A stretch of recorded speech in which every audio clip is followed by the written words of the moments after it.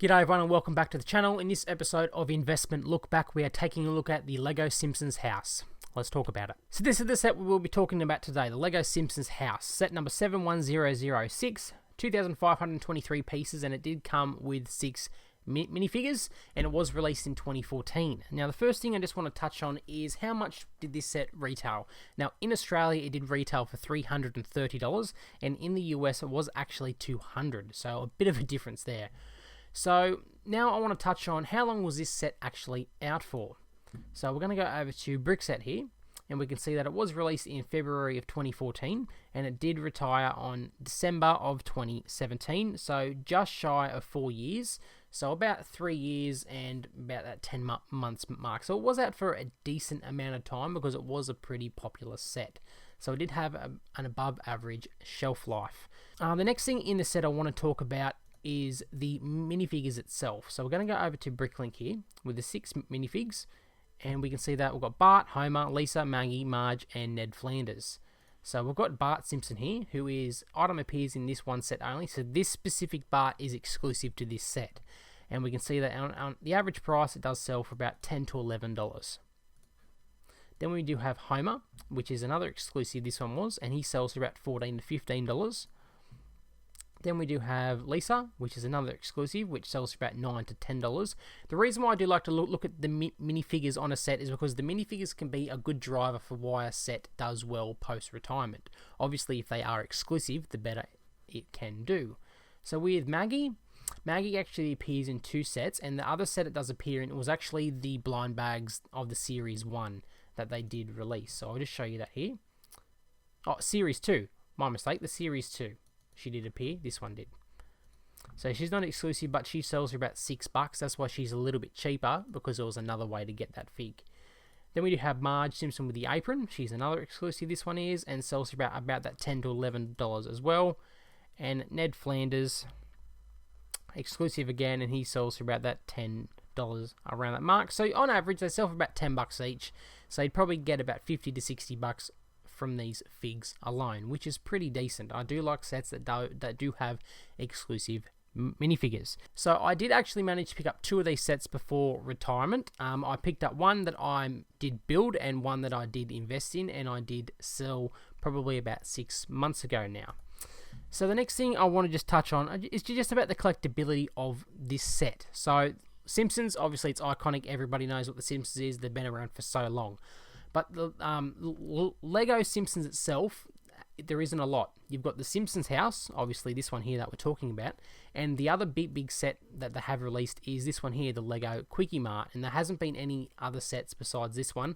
I think there was some Brickheads released as well, but besides that and these sets here, the only other things LEGO-wise with the Simpsons were just the minifigs at Series 1 and the Series 2. So there is high collectability for the Simpsons house and the Quickie Mart, obviously, because of the only Simpsons sets in existence pretty much, besides that Brickheads one, until they do maybe that Krusty Burger, which there's been rumours of and the images out from the LEGO Ideas for a couple of years now, but we'll see what happens.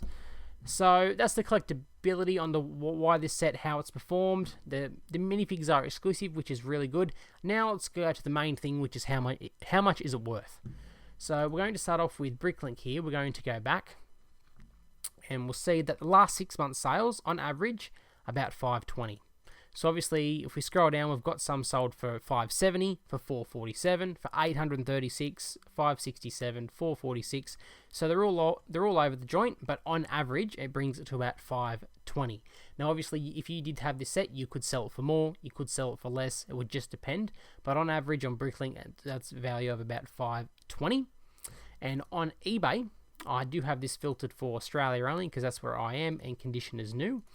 We can see that this one was $400, not sure what happened there, but this one sold for $800, this one was $690, this one was an auction and got $520. Usually if you do put a setup for auction, you will get less if you put it on for a buy it now, although auctions do sell quicker than buy it nows, just depends if you need the money quick.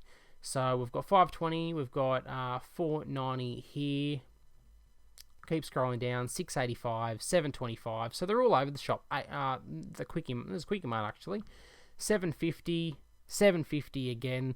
So I'll probably say on average is about $700 on eBay, and after that 15% fee, you're looking at about $595 to about $600 back in your pocket after fees. And with Bricklink, as I said, it was about $525.30. So after that 6% fee with Bricklink fees and the PayPal fees, it's about $500.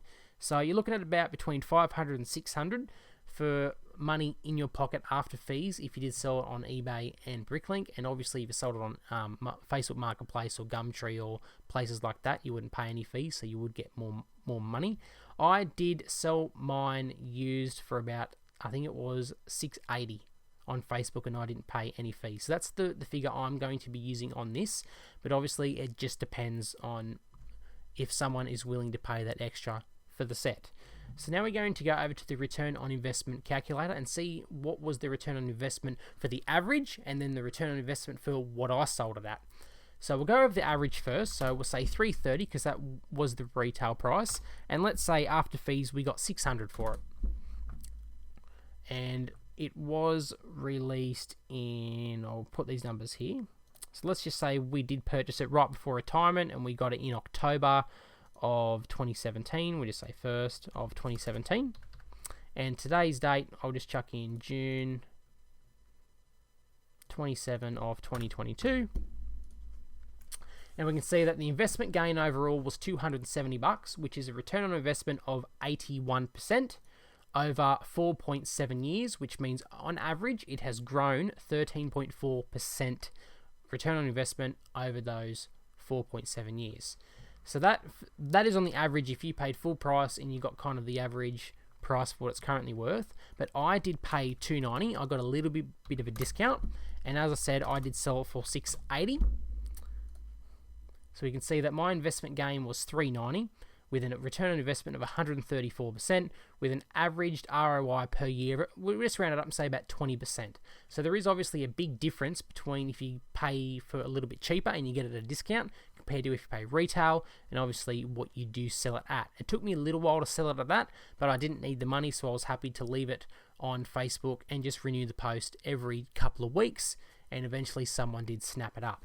So overall, this is what the investment review did look like. So 134% ROI I did make at the time. So let me know down below your thoughts on this set. Did you pick one up? Did you wish you did? Did you miss out? Let me know. And let me know if there is another set you do want me to do an investment look back on as well. I've got many sets that I still have now and I have sold in the past. I will be doing an investment look back as well. But let me know what you want to see. And as always, like the video, subscribe to the channel, and I will see you in the next one. Bye.